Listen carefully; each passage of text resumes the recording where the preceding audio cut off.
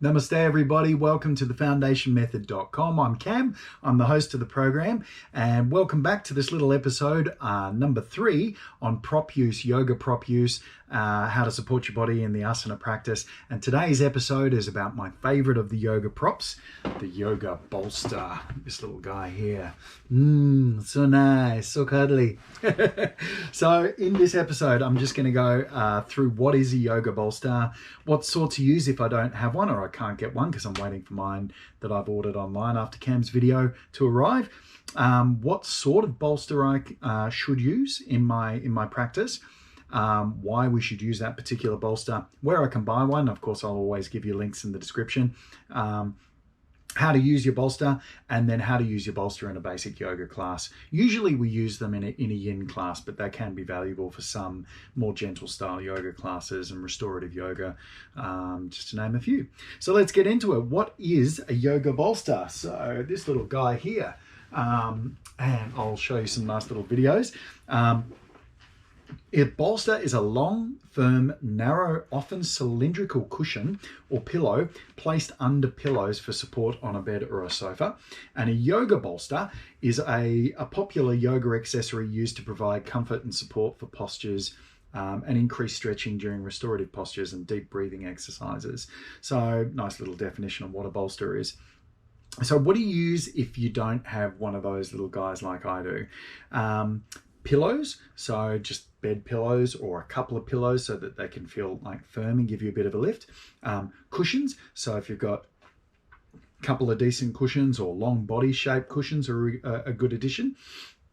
Blocks with a towel, so if you're coming straight out of your vinyasa class and you're lying there in your sweat and all you've got is your towel, your yoga mat and a couple of yoga blocks, then you can make do with that. And then also rolled up blankets, which usually in a yoga studio they might have access to blankets if they don't have bolsters, or if you've got some blankets at home.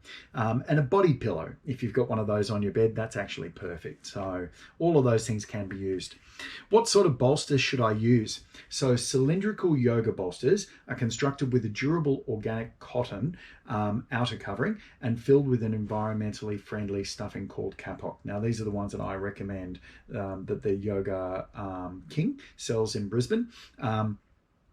And I've seen a lot of different sorts of bolsters. I'll go into why this particular sort is good in a minute. But I've seen ones that are kind of like flat bottom with a dome top.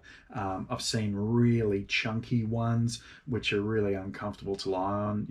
You want it to be able to be about the height from the base of your bum to the center of your sacrum, so that when you place it at the lower sacrum and you lie back, it feels quite comfortable there.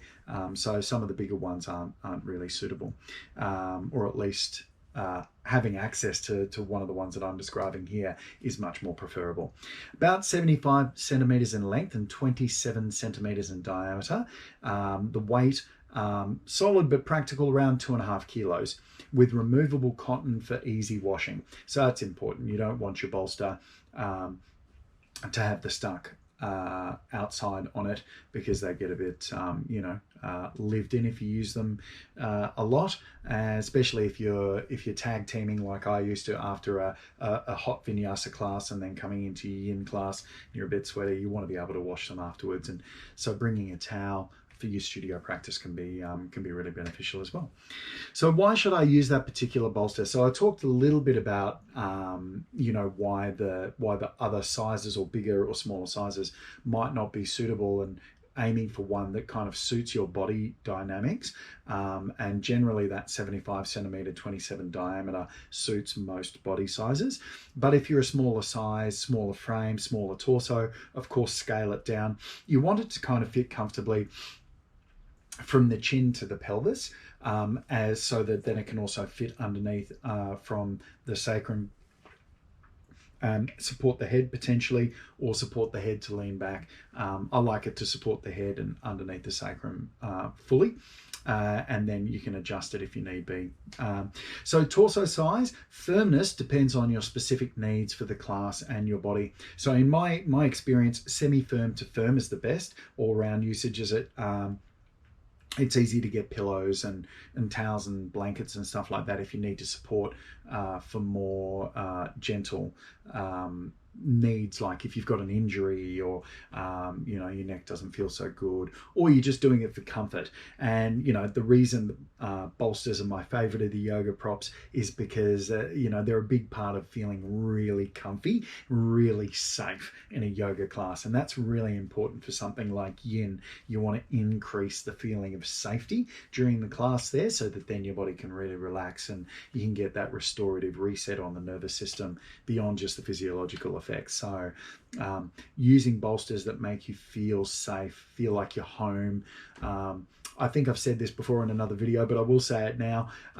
Think of your bolsters and your yoga props as an extension of the people who love you the most. So when you think about the people who love you the most in your life, they give you the most support, they make you feel mostly yourself, you can relax more around them, you feel more able and capable to sort of reach up and achieve your goals, and you feel uplifted by the people who love you the most.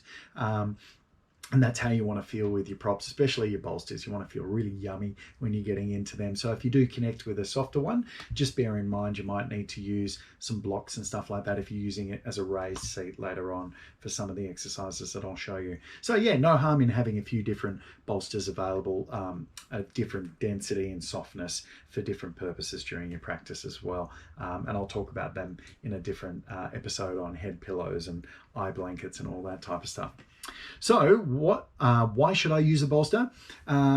Leaning into what I just said then about feeling safe, feeling home, feeling friendly, feeling like you're friends with your bolster. One of the best things that I experience in a yin class is giving my bolster a really good, generous cuddle after a really horrible day, and it makes me feel like I'm really nurtured and supported. So it really connects with my inner child, if you've heard about that type of stuff before.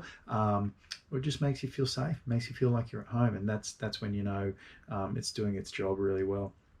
Increase range of movement and reach. So being able to you know, get into postures, for example, placing it underneath the hand in a lunging position, so that then you can, you know, get you upright and sit up nice and straight, so you can use gravity and your body weight to deepen the stretch in the lunge.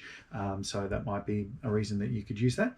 Assisting anatomical shortcomings. So if you've got, you know, really short arms or short legs or short torso, it can help you get relaxed in mostly those yin postures we'll use it for, but it can help you with that stuff there.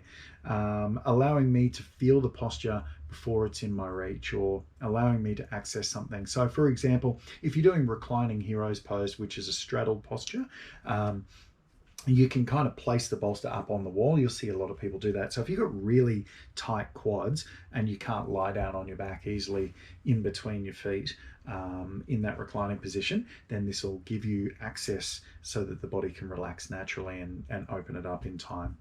Intensify posture, so it helps you feel an intensity in the posture, so it increases the sensation. So if you're in a Sphinx posture on your elbows, you can place it underneath the rib cage, and that gives you a bit of a lift, or you can take your elbows up onto the bolster itself, and then that'll deepen the back bend. So if you're not getting any sensation, it can help you achieve the work of feeling the sensation in a posture. It can help you modify a posture. So modify or intensify, so both of those ends of the spectrum. So if you want to make it stronger, as I spoke in the Sphinx example, or modify it, you can make it more accessible, a little easier in the reclining hero pose example that I gave you before. Assist in stability. So generally I'll use a bolster when I'm pretty stable, like when I'm in a yin class and I'm on my back for most of it, you know. But things like a fall and split, which I'll demonstrate a little bit later on, really does help to support. So it puts a support underneath the glute, so it helps you be able to stay in that fall and split position and comfortably relax the rest of your body. Create comfort and safety in yin, so it comes back to that feeling safe again. Does it increase the safety feeling? And for the purpose of yin yoga, the relaxing style of yoga, I really do want to culture that sensation of yin so that my nervous system can really relax and my body can hit that kind of reset button. Allowing the other muscles to release and deepen relaxation, so that goes in line with that thinking.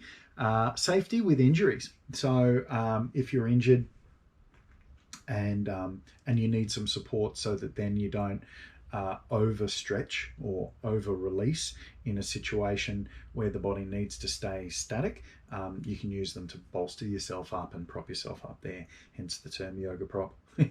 So of course we can get these at Yoga King. That's the guys that are supplying most of the Brisbane studios.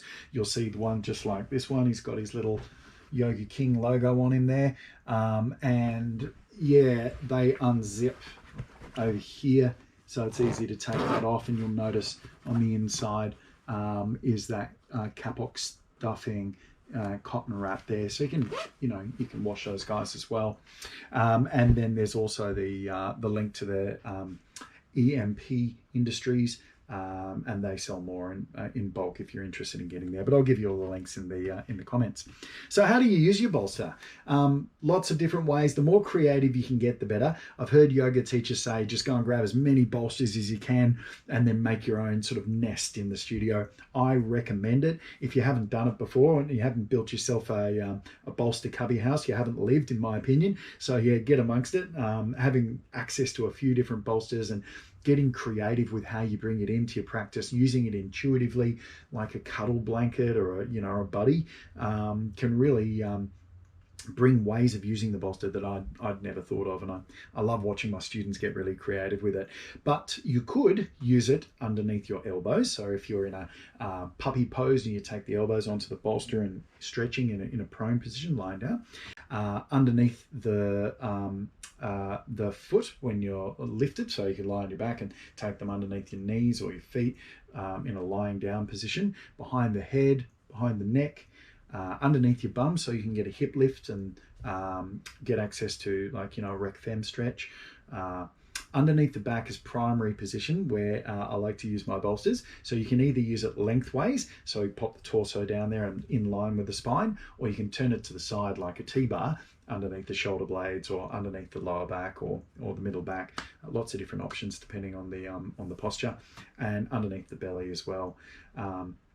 And again, you can turn it sideways to have it underneath, and I'll show you an option in a moment with frog pose. And then how to use my bolster in a basic yoga class. So started with 3 different versions of seating. So predominantly the yoga bolsters are really good, so you can get a great comfortable seat, and then you can sit for a long time in meditation and your legs don't go numb, so or they go less numb. So seated meditation's the first one. So we're turning it in a T-bar shape down on your mat, and you're sitting in that, crossing the right leg in front of the left, and then the hands on the top of the knees, palms up, just in the lotus position there. So a very comfortable seat. I love that one because the knees are below the hips and just allows me to feel really open. It gives me a lovely neutral posterior tilt in my hips as well. The bus stop is the next one. So this one's great for some of the seated yin positions, because you can be in a seated position with access to the elbows for things like, thinker's pose or where's my wallet, which is one of my favorite little yin postures, which I'll show you later on in a podcast all about yin. But the bus stop is 2 middle turned blocks, placing the bolster on the top in the T-bar position and sitting on that so that you have access to the elbows and the knees. The knee lift with the blocks. So this is where we turn it in line with the spine position, straight up and down the yoga mat, and placing the blocks either on the flat side or the top on the medium side. And then you place the bolster on the top there to give the hips a lift so you can kneel comfortably. So that gives you access to doing lots of shoulder stretches and feeling really supported there as well. So next is the lunging section. So ragdoll, or you could use this at the start of a vinyasa class. You can have your bolster next to your mat, and you can bring in the bolster periodically. But usually use it in yin class, and that's what I'm doing here in this ragdoll demonstration, turning it sort of crossways over the belly.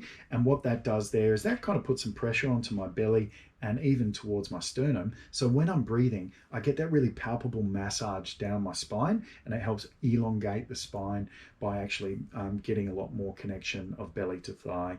I can get belly to thigh because I've got quite a deep hamstring stretch, but for those that can't, or those that have sore quads or tight hammies, really useful prop there. Dragon lunge, back knee lift. So in your dragon lunge, so a low lunge position, taking the bolster underneath the back knee or taking it underneath the back foot can then work a little bit more into your hip flexors, give you some support if you've got, like, painful knees. So you can use it as, support on your mat if you've got pressure pain. So I've got Osgood Slatus, which is where the bones grow together and sort of pushed out the knee bone underneath the patella, and so it makes it quite sensitive. So having a bolster to place underneath my knee can be really useful. And then the low lunge support. So this is one of the cuddling positions. I love this one. So in your low lunge position, you can take it next to you and hold it. You can rest your armpit on it, depending on your height and your size. But that's a really good way of, rather than using your blocks. And again, we're increasing the sense of safety, helping you stay upright so you can use gravity to do the posture. But it's, just increasing that yumminess of yin, of using the bolster there. Next one, so supine twist underneath the knee. So lying on the back, knee to the chest, roll it over to the side, placing the bolster underneath the knee so that you're not over rotating. And you can also put a block under that if you're still quite tight. Next is a T-bar underneath the shoulder blades. So turning it crossways and then taking shoulder blades directly onto the bolster and the arms up and over there. And that's a lovely thoracic stretch there and create some length in the neck. You can also put a block underneath the back of the neck if it's too deep around the neck stretch. Half pigeon is the next one. So Eka Pada Rakapojasana. And that one's just giving your main glute max a big stretch, and then you can cuddle it underneath the chest there so that you're not deepening, and then you can kind of square your hips by wriggling side to side. So it's a nice adjust in a very challenging posture for some people. And deer pose. So deer pose is where we're getting the side of the hip up to the bolster and then we twist onto it. So that's getting us into more of a deep twist, and then working into the side, the piriformis and the glute med as well, side of the glutes.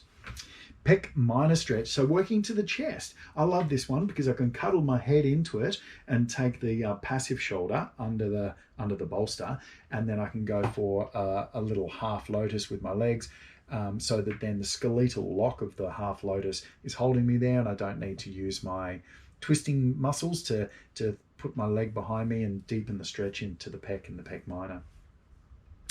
Now the frog pose, Manduka. So two little options here. The first one, very simply, find your Manduka, your adductor stretch, and then place the bolster directly underneath the tummy. And so it's a really nice way to release. But the next one, if you have sore knees or you have tender meniscus in the knees and you're worried about, again, overstretching there, so you don't want to overstretch, you can place it directly underneath knee to knee, underneath the thighs, and it'll keep that lift there. And it also feels really nice there that your knees feel really quite well supported. Sphinx posture. So we're on our tummies. We've got the elbows underneath the armpits, their hands out the front like the Sphinx of Egypt, and then option to squeeze the bolster underneath the rib cage there, and that helps give you a bit of lift so that you don't get kind of sag around the shoulder blades. Also, it's just increasing that sense of safety in my experience, and you can intensify the posture with the elbows on top of the bolster. Hip lift underneath the bum. So this is primarily a hip flexor stretch, very gentle hip flexor stretch for the rec fem usually, which is the muscle that intersects from the quads into the torso. That's the big fat one on the side of the hips. And so when you slide that underneath the bum there and point the toes to the sky, you'll get the rec fem lift, rec fem activation. And if you turn the toes out to the side, you'll work more of the adductors and the superficial front line fascial release. So using it as a head support and a hamstring hammock. So if you've got really tight hammies or a really short strap and you have the strap behind your head and you feel like you're releasing but you're worried about your neck, or you have neck injury or your neck can be tender, then you can slide the bolster under so that then it stops it from over releasing there, and it gives you that sense of safety as well. The fallen split. So this is a good one. We've got it in a like a bus stop style situation, or the knee the kneeling situation over to the side of the mat, about a fist distance away from the hip. And then from a lunging position, you extend the front leg forward. And then once you feel the splits engage, you lean to the side and then fall over the front there. So that's a really good way of supporting yourself into that split range, which probably wouldn't be as accessible if you didn't have your bolster or something comfortable to release, because I've tried it on blocks and it just feels horrible. So next is Janu Shishasana, so head to knee. You'll notice that I've taken it across my front thigh and across the knee on the outside, so that when I lean forward on my tummy, what it does is both ends of the bolster get pressed down, and so I intensify the hamstring stretch of the leg that's forward, and then I intensify the opening of the knee that's out to the side. So it's just a good way of deepening that one just with your body weight. Wide-legged forward fold. So that's one of my favorites. So the first option is to take a block on its tall side underneath the bolster, so that when you lean forward, if you've got access in that range there, then you can just release and cuddle the bolster. If you don't, what you can do is place a second block on the top and then rest the forehead onto the block and the arms out in the front. So that's one I see a lot in the rooms, especially people with really tight hamstrings or tight lower back. And the third is the cuddle, the famous cuddle. So turning it the opposite way, pulling it into the chest and giving it a nice snuggle. And that one is great after a really bad day at work. That one's going to make you feel awesome. Final three, so we've got the legs up a wall. So two options there. You can slide underneath the bum just to give the lower back a bit of support, change the angle of the lower back. Some people really find that a lot more accessible for your Viparita Karani or your waterfall or legs up a wall pose. And the other option is to take it on the soles of the feet, so that then it presses the sacrum down into the floor. So it's just a little bit of a weight, but over time it's just a really nice way of getting that whole flat lumbar spine section. And the last two we've got is the reclining hero, which is the quad stretch there. So you'll notice here I can do it in two ways. One, I can put two sets of blocks, one sideways and then one on its tall end, and then I can stack the bolster there. I've got a couch, so I can put it up next to my couch, or you can put it up next to a wall if you've got tight quads. And then you're pulling the muscles to the side as you sit in between your calf, and then recline back onto the bolster there. It's a nice way to get that extended release.